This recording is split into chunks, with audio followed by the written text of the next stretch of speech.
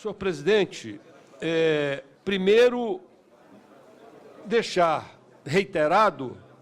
o nosso entendimento, que já foi aqui manifestado por outros parlamentares, de que nós não estamos aqui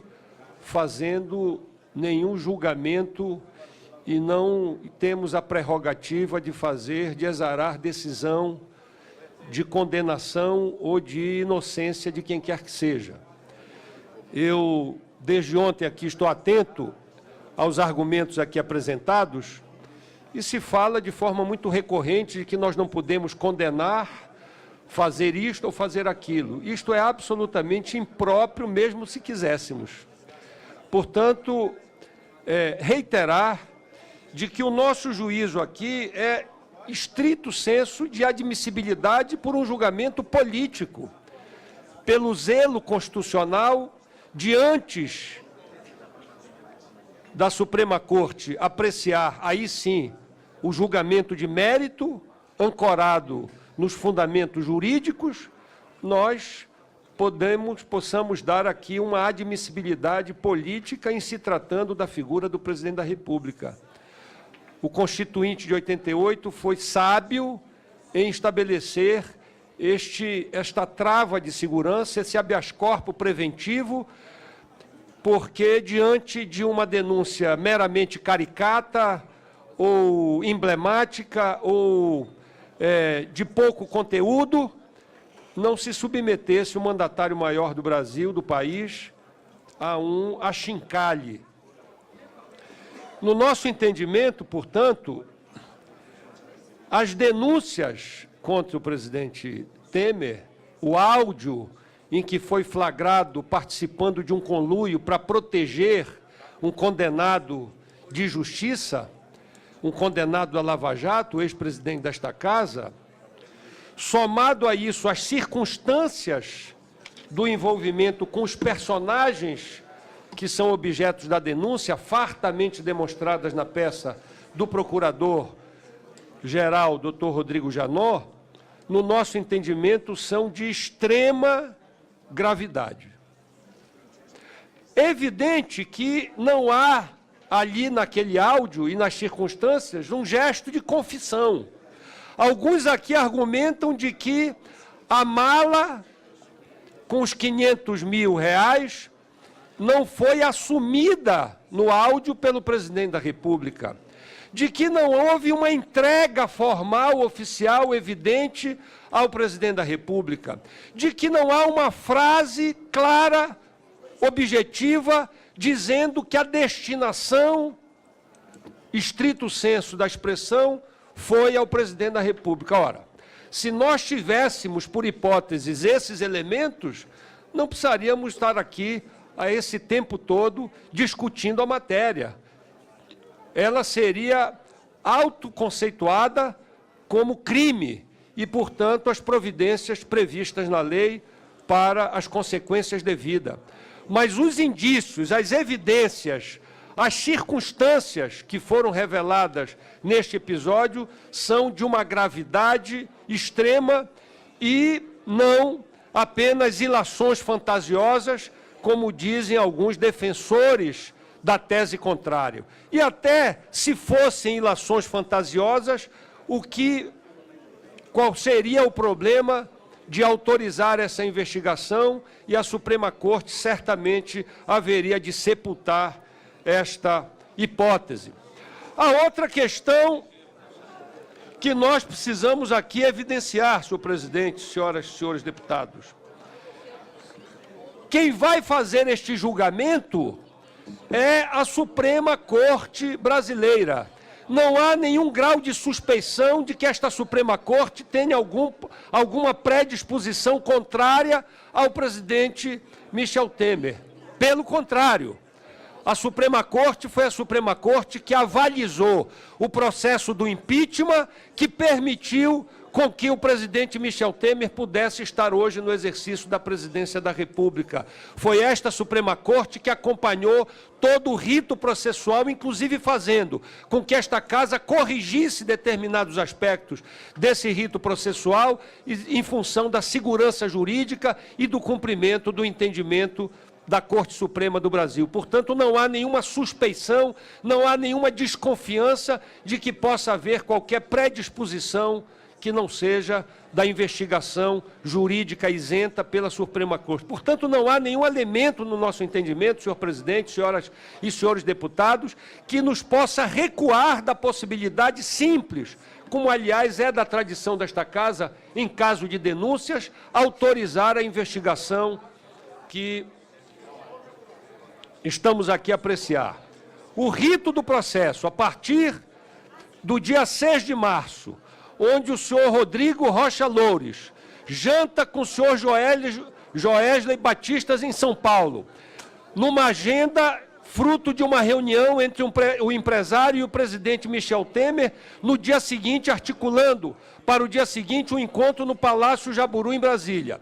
No dia seguinte, dia 7 de março, Joesley se reúne com Temer no Planalto à noite e no encontro não divulgado na agenda, gravado com escuta ambiental, realizada sem autorização judicial, e é preciso fazer um registro aqui. A perícia feita, confirmada pelos técnicos da Polícia Federal, destitui as argumentações iniciais de que haveria a edição da fita. Até um notório perito foi chamado para exarar a sua opinião e que foi desmentida, foi desmontada em seguida pela confirmação dos técnicos da Polícia Federal, dos peritos da Polícia Federal, que confirmaram a autenticidade, embasando, inclusive, o ministro Fachin de desconsiderar a suspeita que estava sendo feita e também de considerar legítima, através de uma decisão com repercussão geral de mérito no STF, de que a gravação ambiental realizada por um dos seus interlocutores, sem conhecimento do outro, tem validade. Portanto, esta é uma decisão já consagradíssima na Suprema Corte, exarada nesta decisão de repercussão geral de mérito, já pacífica no Supremo Tribunal Federal. Além disso, nas denúncias, no dia 3 de abril, houve, na denúncia, o Procurador-Geral da República afirma não ser possível concluir que houve interferência na condução do processo administrativo no CAD, mas pede o prosseguimento das investigações. No dia 13 de abril, a Petrobras e a Ambar fecham um contrato de fornecimento de gás até dezembro de 2017, no valor de $6 por milhão de BTUs, mais caro do que o solicitado pela termoelétrica, mas abaixo daquilo que foi oferecido pela estatal e, portanto, o contrato foi cancelado pela Petrobras em julho. No dia 24 de abril, o senhor Rocha Loures se encontra com Ricardo Sal, diretor da JBS, e relata que a Petrobras iria operar em outro patamar daqui para frente, a partir do entendimento do CAD e da petroleira.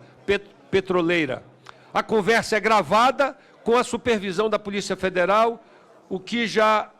acompanhava o caso. E, finalmente, no dia 28 de abril, Loures se reúne com Saldi em uma pizzaria em São Paulo e é flagrado recebendo uma mala com 500 mil, e a ação também foi acompanhada pela Polícia Federal. Portanto, senhor presidente, essas circunstâncias todas, pela articulação tramada, gravada e encaixada na sua cronologia, nos leva a crer que a gravidade e a suspeição do envolvimento do presidente da República é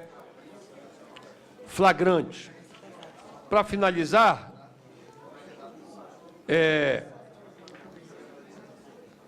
queríamos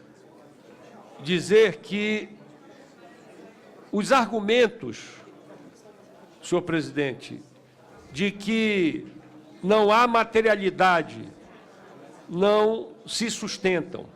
A peça, para quem leu a peça do Procurador-Geral da República, ela é contundente, ela é absolutamente reveladora da gravidade da situação em se tratando do presidente da República. E mais, nessa escuta com o presidente da República, com um investigado pela Operação Lava Jato, não há uma frase de interesse republicano, não há uma frase de interesse do país, não há uma frase de interesse